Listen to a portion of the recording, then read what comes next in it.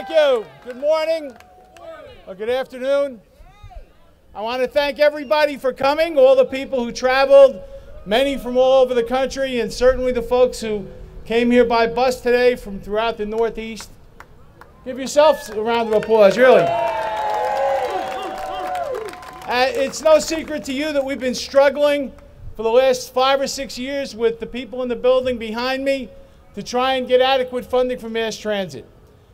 We're here today to do a little bit of work to convince them to wake up, to convince them to do what American voters are doing all across the country. Every time transit is put on a ballot across this country and people are asked to raise their own taxes to pay for transit, in 75% of those cases, the people vote to raise their own taxes.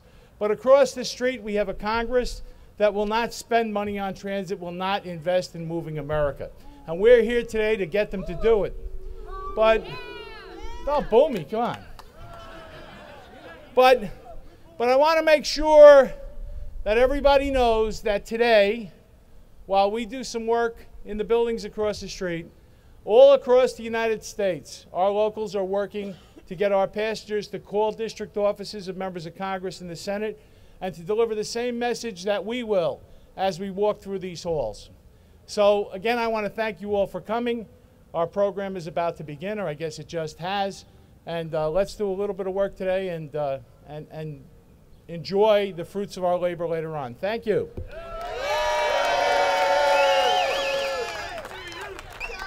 Good afternoon, everybody. What a wonderful thing to see the ATU and the TW standing side by side, as it ought to be. Side by side, as it ought to be. Now, let me just take a moment of personal privilege and thank everybody in the audience who helped get that contract ratified yesterday. And it isn't only the TW. The ATU locals in New York City stepped up with the TW and helped us get that contract. I want to thank all the ATU locals in New York, but in particular, I want to thank Danny Casella, my good friend Danny Casella. Early on in the fight, when there were some detractors, Danny Casella set them straight. I never realized how much he was on Facebook until I saw him go at it. So, brothers and sisters, I want to go back to 2010 and then come back to the current moment in time. In 2010 in New York City, the MTA enacted the most severe service cuts in the history of New York City in terms of public transit. The ATU suffered, the TW suffered, but more importantly, the riding public suffered. The union took on the company, we fell short. The riders and the transit advocates took on the MTA and New York State government, and they fell short. Individual legislators that are friends of labor, and not all of them are, believe me, but individual legislators in New York State took on the MTA and New York State government, and they fell short. But I will tell you that somewhere along the line, we realized the mistake that we were making, and we collectively joined and formed a tripart coalition of transit riders, transit workers, and legislators that were pro-transit and pro-worker, took on New York State government and took on the MTA, and right now have succeeded in restoring over 50% of the service that was cut when the MTA had not. The MTA had not one intention of restoring an ounce of service, and through that coalition of workers, riders, and legislators, we were able to move them off their position in a fairly substantial manner, and we will not stop till we get every ounce of service restored. Now fast forward to 2014, there's a transit funding issue that affects all of our livelihoods. And in fact, there's a transportation funding issue that affects all of our livelihoods. Perhaps the time is now to build that coalition that has had success in the past, a coalition of riders, of unions, and of legislators that are willing to step up and join arms and take on the U.S. government and push for transit funding. Transit funding is the lifeblood of what we do. Our livelihoods depend on it. Everybody here today should take this very seriously. Our livelihoods depend on winning this fight for transit funding. Thank you for coming out, brothers and sisters. And my leaving comment is, it's far too infrequent that the ATU and the TW stand together. We need to do it more often. Thank you. Thank you very much. Talking about Facebook and Twitter, I'm going to take a picture of this. Let's see those signs. Let's hear some noise. Sweet, sweet. Thank you so very much. And thank you for being here together for America. You know, I appreciated John's comments about what you're talking about here is your lifeblood. And it's true. There are hundreds of thousands of men and women who depend upon the partnership with government to make transit work. But you know something? There are millions of Americans who rely on what you do every day. You know, I hope you can get the point across to some of my friends across the street. What would America look like for just one day without transit? America would grind to a halt. Transit is a fundamental human right. It's a fundamental human right. Millions of people depend on you who can't drive. People who can't afford to drive. Some people who shouldn't drive. You know who I'm talking about. And people who shouldn't be forced to drive. Transit built American cities. Streetcars, buses, light rail, subways. This is the railways. The lifeblood of our communities. It drove development. It brought people together. It gave them choices about where they lived and where they worked, as well as how they move. We can't lose that. Now, right now, America's running on fumes with its infrastructure.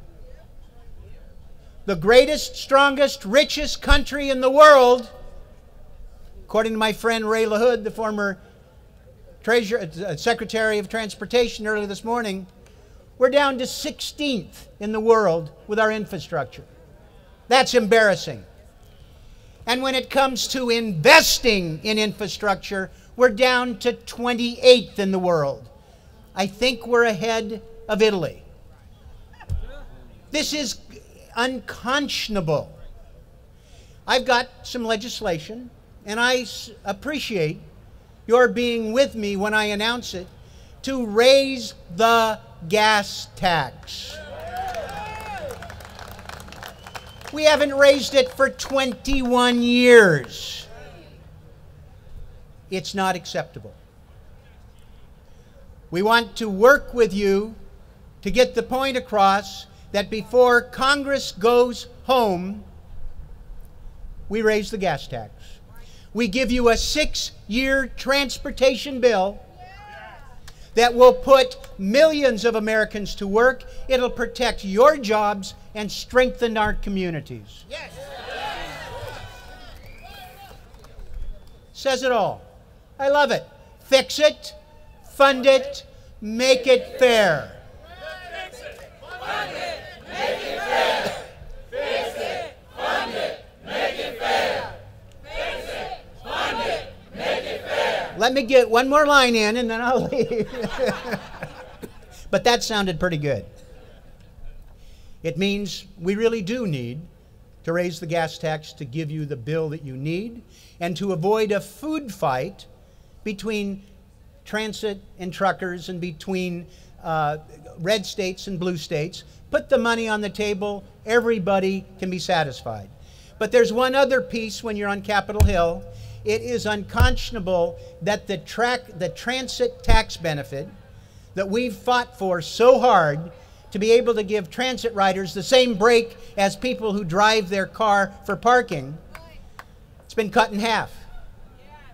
And we've got champions on Capitol Hill who are fighting for us, but we need you to give a little shoulder shove for that, because this is one tax bill that makes a difference for your customers. It's money in their pocket, it's great marketing, and again, it strengthens communities. The tax, the transit benefit, and your powerful message. Thank you very much.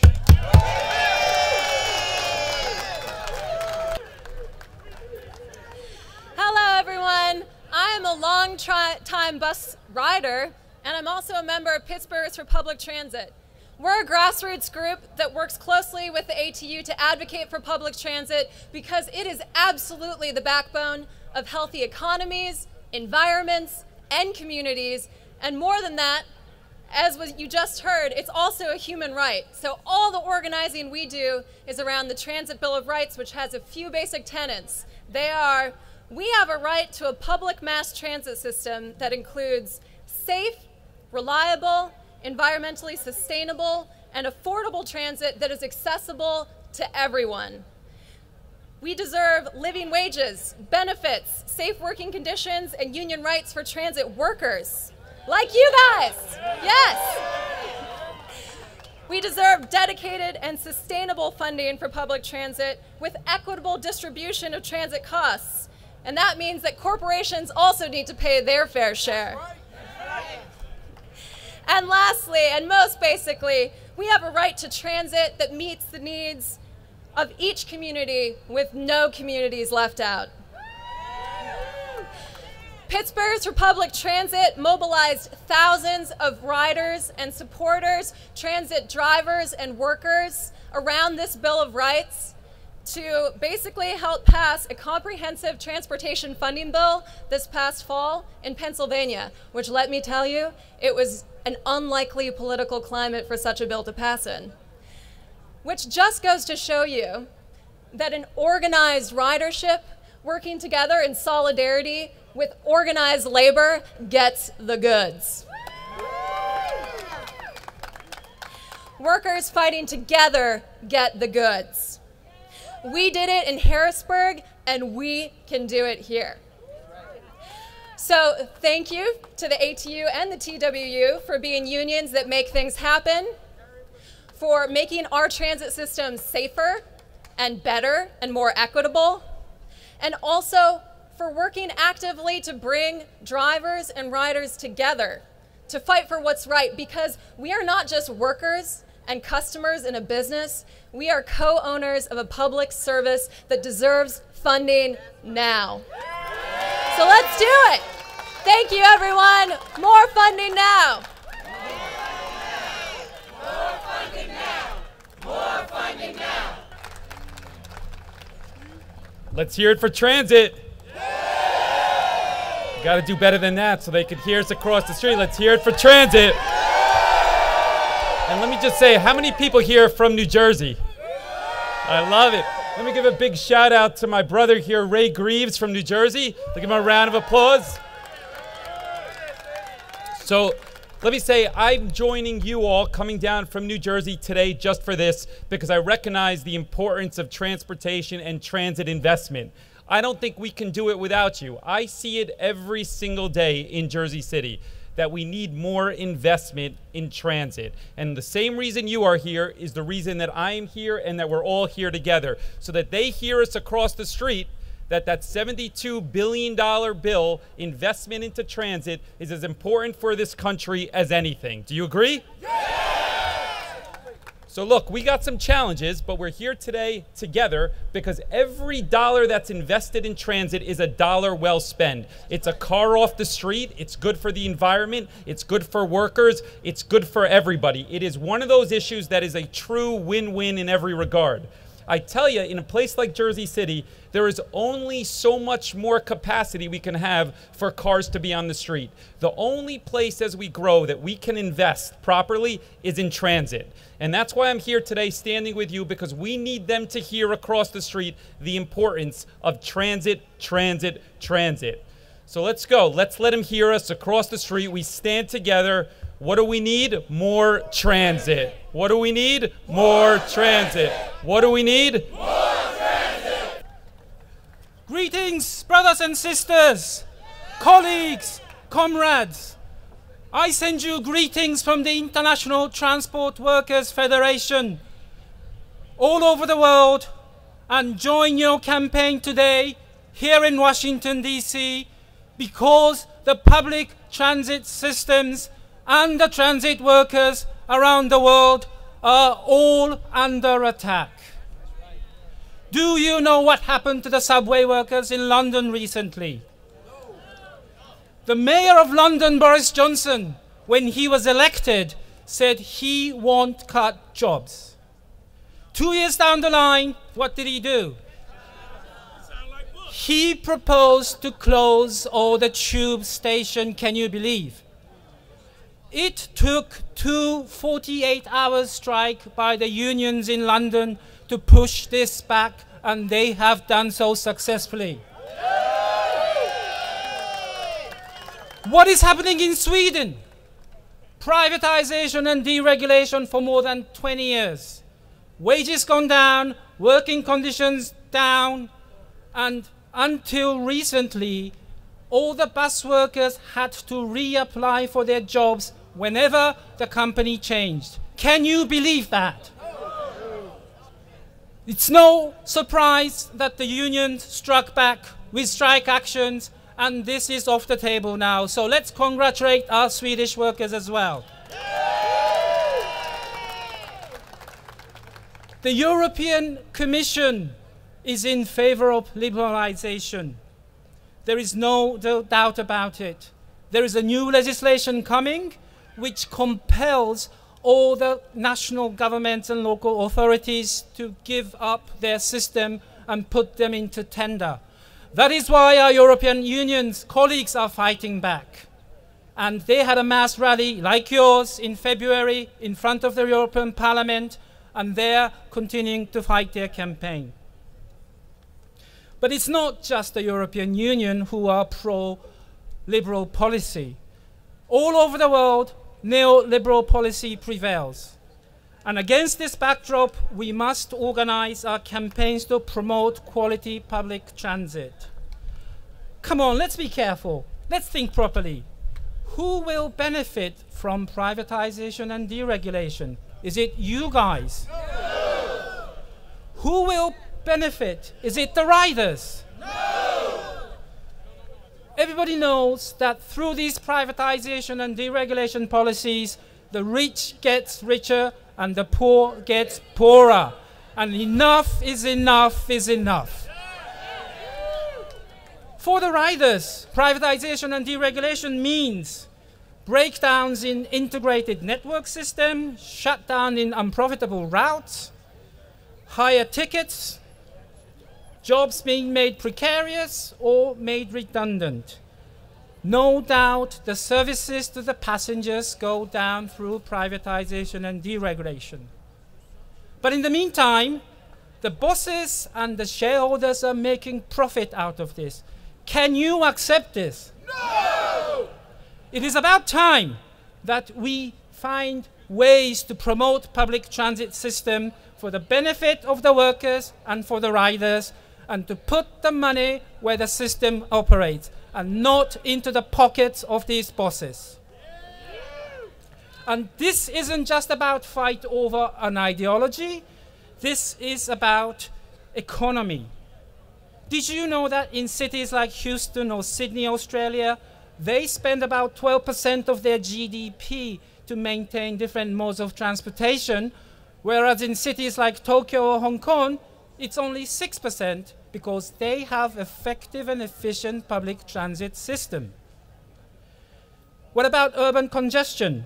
Did you know that in Europe alone, they spend about $200 billion just to tackle this problem?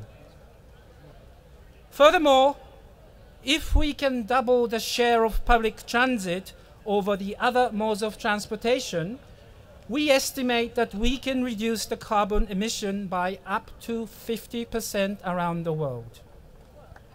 hey, these are not the statistics that the ITF has gathered. These are statistics coming from an employers organization called the UITP. It is the International Association of Public Transport. They are the allies of the ITF. They are your allies as well. Brothers and sisters, so what are we waiting for? It is about time that all national governments reverse their cuts in public transit and promote the most environmentally friendly mode of transport. Do you agree? Yes! I send you greetings from the ITF and its affiliates all over the world. Your fight is our fight. You are not alone. And if we can fight back together, we can share the victories together as the workers, as the unions around the world. On behalf of the ITF and its affiliates, I am wishing you every success of our campaign. Thank you very much. Hello, transit workers. Good to see you. My name's Sherrod Brown. I represent Ohio. There are people here from Cleveland, Columbus, Cincinnati, elsewhere, and then a bunch of people from New York and other places. So good to see you. I want to start, you know this, but I want to tell you why what you do matters in the labor movement. About 5 years ago, I was speaking to the AFL-CIO at dinner in Cincinnati, and there was a group of workers at a table up front, and those workers had just that they weren't transit worker union. They were SEIU. They were custodians. They were sitting at the front table. They had signed their first union contract, a bargaining unit of 1,200 workers, mostly women, half white, half minority. That were representing the janitors, the custodians, in contract negotiations with the downtown Cincinnati building owners. There was one seat at the table. I sat down and I said, so you signed your first contract today ever. What's this mean to you? And one middle-aged woman said, I'm 51 years old, and this is the first time in my life that I will have a paid 1-week vacation. And you think back a couple generations ago. I mean, you've had a good, strong union that makes sure you have health care, make sure you have paid vacation, make sure you make decent wages, make sure you're treated right in the workplace. But most of America doesn't. People that work health care and home care workers, people that work in fast food restaurants, people that are waiting tables, people that are working in a whole bunch of other jobs that don't have a union to protect them and don't have a union that advocates for them. And that's why your work is so important. I've been in politics a long time in Ohio and now in the House and now in the Senate in the last 7 years. And first of all, thank you for this union's work in helping get me reelected and helping the president carry Ohio last year. Thank you for that. But I've also seen that this is the period in my whole political career that we've seen the most anti-worker sentiment we've ever seen in this country. In my state, right-wing forces tried to take away collective bargaining rights. We went to the ballot. We beat them by 22 points the first time, the only time in American history where collective bargaining was on the ballot in a statewide race, and we won by 22 points, and we won because public and private sector unions worked together to defeat that kind of anti-union activity.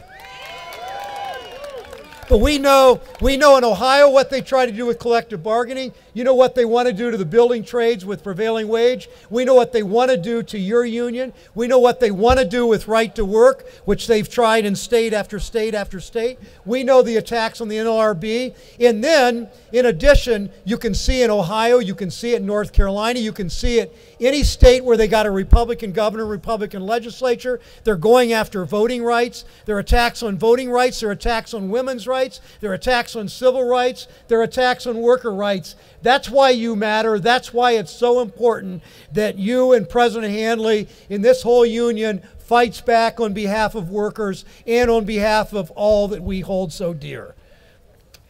I'll close with this. You need to obviously keep working on this transportation bill because we know that we know what public transit means for job creation. We know what it means for getting people to work. We know what it means to get so older people can get to the grocery store, all the things, and people can get to the doctor, all the things that matter in the service you provide, whether it's a subway or a bus system or anything else you do as transport workers. But let me close with this. I wear in my lapel a pin. It was given to me at a Workers' Memorial Day in Lorain, Ohio, a city about 30 miles west of Cleveland, 20 years ago. And this pin is a depiction of a canary in a bird cage. And you know the story. The mine worker used to take the canary down in the mine. Canary had such small lung capacity that if the canary died from a lack of oxygen or from toxic gas, the mine worker knew he had to get out of the mine. He had no government that cared back 100 years ago, and he had no union that was strong enough to protect him 100 years ago, so he was on his own. And you know that 100 years ago, a person born in this country had a life expectancy of about 45 years. We live 3 decades longer now, not just because we can do heart surgery or expensive prescription drugs. We live 30 years longer because of what the labor movement fought for. You fought for Medicare, you fought for Social Security, you fought for collective bargaining, you fought for civil rights, you fought for protections against child labor, you fought for workers' compensation, you fought for clean air and safe drinking water and public transit and all the things the labor movement fought for. That's why we live 30 years longer. That's why people get a chance to enjoy their retirement years with Medicare and Medicaid in this country. That's why what you do matters. 50 years ago, a Mississippi civil rights leader said, "Don't tell me what you believe, show me what you do, and I'll tell you what you believe." It's clear that this union, every day, fighting in your cities and in your communities and coming to Washington and fighting for worker rights, it's clear because of what you do. It's clear what you believe. Keep doing it. You matter to the labor movement, and you especially matter to this country. Thank you very much. Thank you so very much. There's a lot of y'all out here, so I expect to hear you. Thank you very much. I want to say a big thank you. I was very active in the 2012 election, and I have to give a shout out to ATU. They brought vans into my town and drove from street to street, picking up people, playing music, whatever it took. Without you, we would never have won in 2012. I want to thank you for that.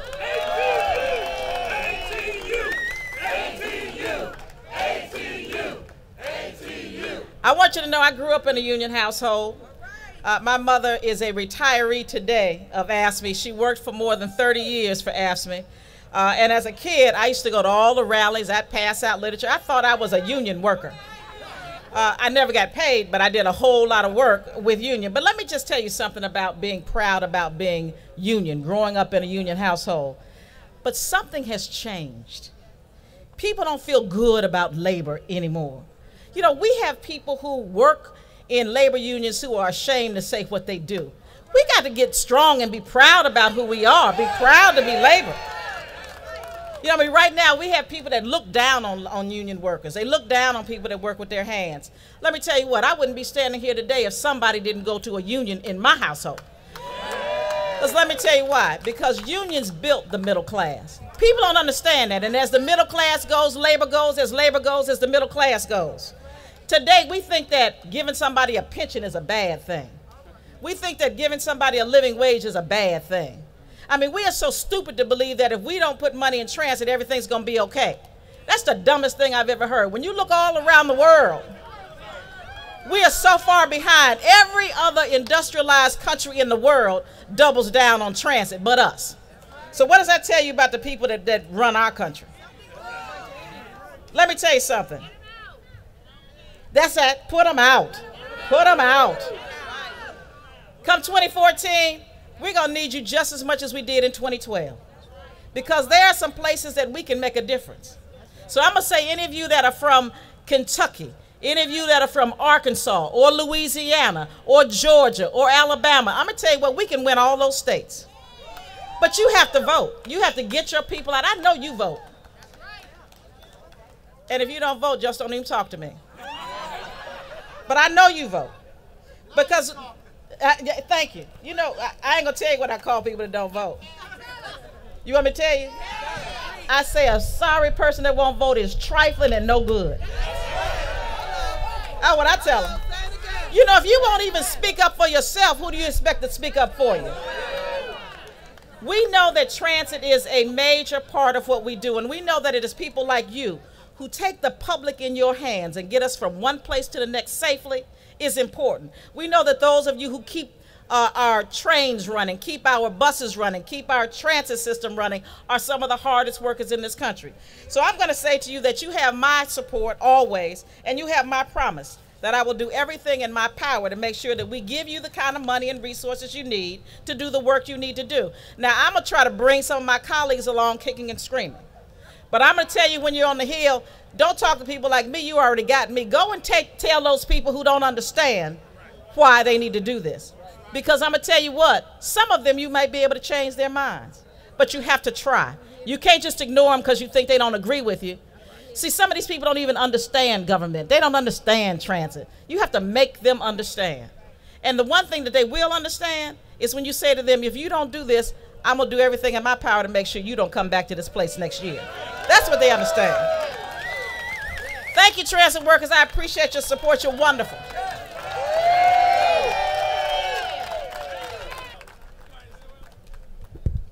Brothers and sisters.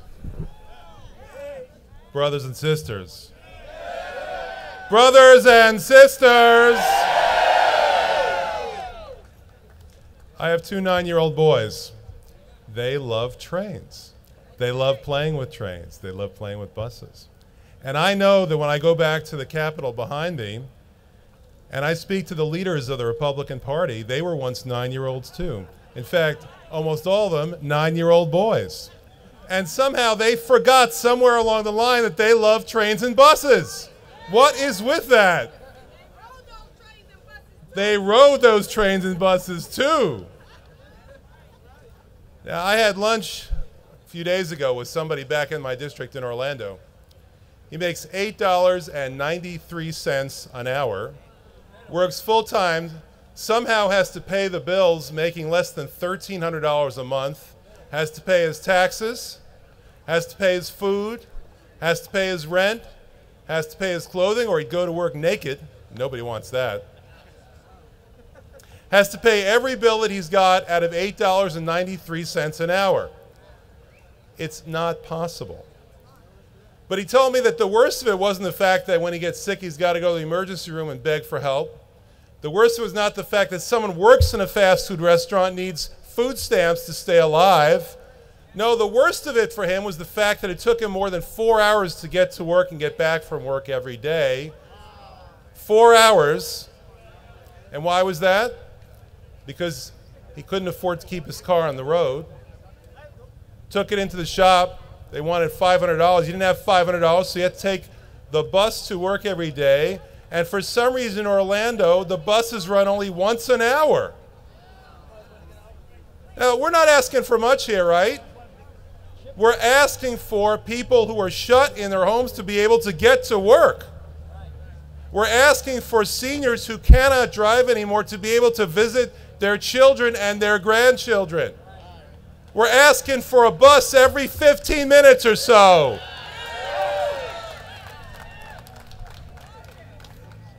Now, a great labor leader was once invited to that building behind me to testify before Congress. And reporters gathered around him. And he was asked, what does labor want? His answer was, looking at them, we want more. We want more. We want more transit. We want more pay. We want more benefits. We want more. And not just more transit. We want better transit.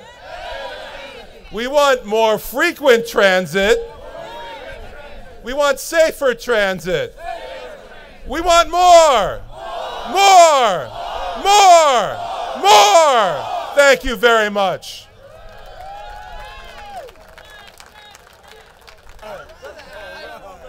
Thank you. Let me say to Brother Larry Hanley and all the leaders how honored I am to be here with you today. But let me tell you why. if we are to look at labor rights and civil rights, we are not two separate movements, we are the same movement. Labor rights for transit workers is civil rights for American people. Poor people and people of color are more dependent on your work than any one force in America. The modern civil rights movement started over a transit issue in Montgomery, Alabama. If you go from fighting from the back of the bus in Montgomery to racially charged funding and transit cuts in Atlanta and Detroit, it's the same movement. Over the last several years, there's been 85% of public transit, either the fares hiked or the services cut. That didn't just cut workers. It cut for poor people to get to their jobs and their schools. It affects our families. You bring us to work. You bring us to see our relatives. You bring us where we have to go. We don't ride limousines. We ride public transit. When you cut off transit workers, you cut off the legs of people that live in the bottom 99% of this country, and we are not going to let you stand by and scapegoat transit workers to immobilize Americans. This is a fight for Americans everywhere. This is not a special interest. This is an American interest. When we talk about being fair to transit workers, we're talking about being fair to mama that has no other way to travel. We're talking about being fair to grandma that needs the bus to get her medicine. We're talking about being fair to the disabled, that no one else cares how they get from place to place. This is a fight that we intend to have. We are not your brother. We are you and you are us, and we're going to fight this fight together. I marvel at how those in Washington can hang up Dr. King's picture and then turn around and discriminate against transit workers. What do you think Dr. King stood for? He didn't stand for a monument on the Potomac. He stood for those that drive the mass transit through Washington, D.C., through New York, through Detroit, through Atlanta. You can't honor him and dishonor the folks he gave his life for.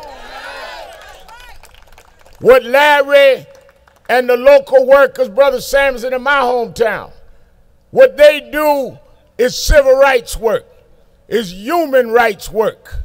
And they like to put us in different boxes.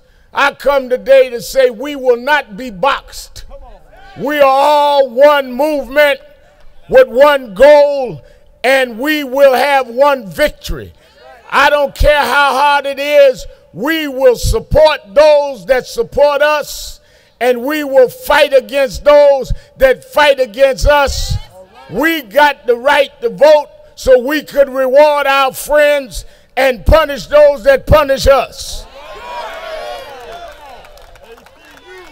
This rally of ATU is important for American people, and the numbers here represent the millions that need you every day. I know it gets tiresome and burdensome, but you must know you're not by yourself. You must know that your work is the wheels that make America turn. And you cannot become despondent. You cannot be tired. You must fight, because if you're not there, we are immobilized and robbed of our dignity and robbed of our positions as American citizens. And let me say this is not about our divisions. This is about our collectivism. Whether we are black or white or Latino or Asian, whether we are gay or straight, it doesn't matter. We are all the salt of this country. We are the ones that make America great. You cannot turn your back on us and not be turning your back on the American people. The Congress, the White House, and everybody of each party must respect the fact that transit workers must be respected. When we go get on public transit, nobody asks if we are Democrat or Republican. Nobody asks us for photo ID. No one asks us what pedigree we have or what background we have. You serve the public, and the public demands that you get the wages that you can take care of your family. What kind of country can we have where we give tax cuts to transit workers and tax cuts to billionaires? The cuts are on the wrong side. You need to cut those at the top to make room for those that mobilize us all over the country. So I want you to know we are with you because we're with us. Fight together, march together, rally together, stand together. Don't you get weary as you turn the wheels. You turn the wheels of America. We won't back up. We won't back down. We won't sell out. We won't give out. America needs you. America rolls with you. Stand up and fight back. Thank you, God.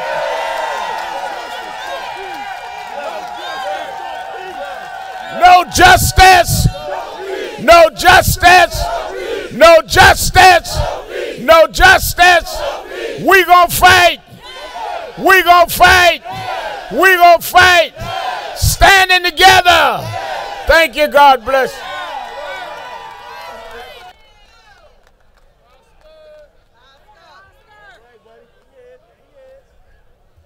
Good afternoon. You know, it's always a bad position to put a speaker in when you have to follow Reverend Al.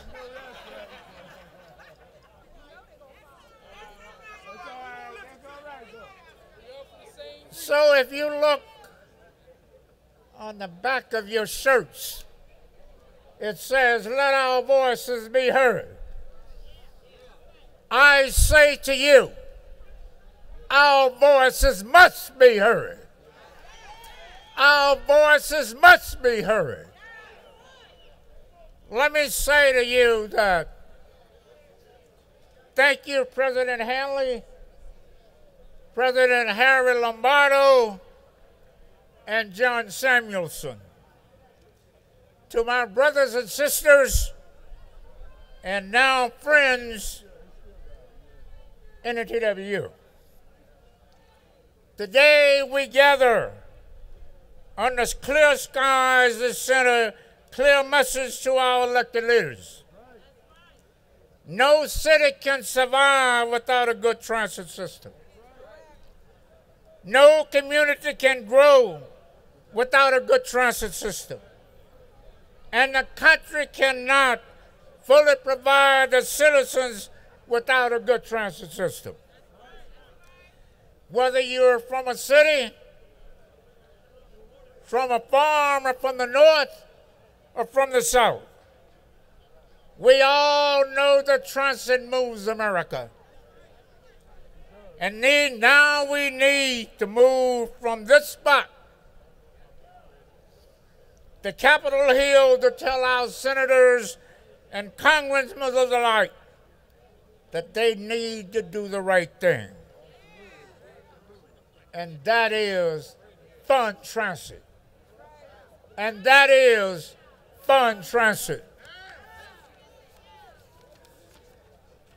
Let me also say to you, let's fund transit. Now. Let's fund transit. now. Let's fund transit now. Like those who spoke before me, we need to do our part as this rally closes. And let me close with these words. As one of our great labor leaders once said, at the banquet table of nature, there are no reserved seats. You take what you can get and you keep what you can hold. If you can't take anything, you won't get anything. So brothers and sisters, take that home with you. Take that over to the building behind us.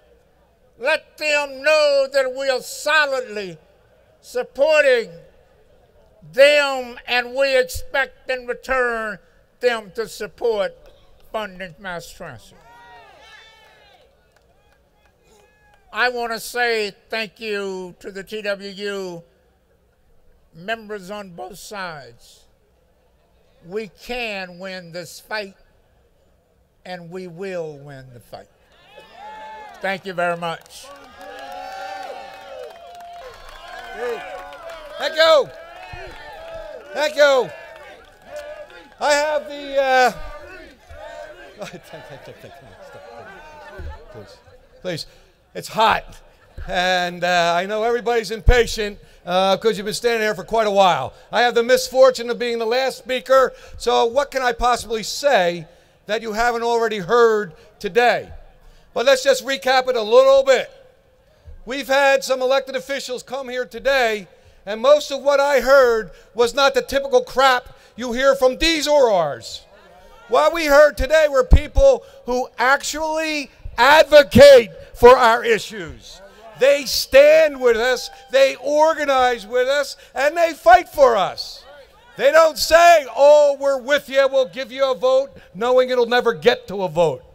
So what we are looking for when we leave here, we're going to go into that building, and we're going to hear a whole lot from people about who's not with us. But what we need to focus on is those who are supposed to be with us, who say they're friends of working families, and we need them to put their jobs on the line and vote with us and for us. So when you go over there and lobby, make sure you take notes of what they say, because this is a new dawn and a new day, and we are going to hold them accountable. No more checks. No more GOTV if they sham us in between elections. So remember that. And remember this also. Today is not the beginning and end of something. What we all must do is take these messages and this movement back to our communities. Because we're not transit workers who serve riders. Every rider that gets on a bus is also a worker who is being attacked by the same people over there that we're being attacked by. They try to make it like we're different. We are not different. We are American citizens. We have a right to expect a good quality of life. We have a right to expect our children to have jobs and do better than us, not accept worse. And we must go over there, be professional, be business-like, but don't ever back down from making them give you a commitment that we can hold them accountable for. Let's go to work.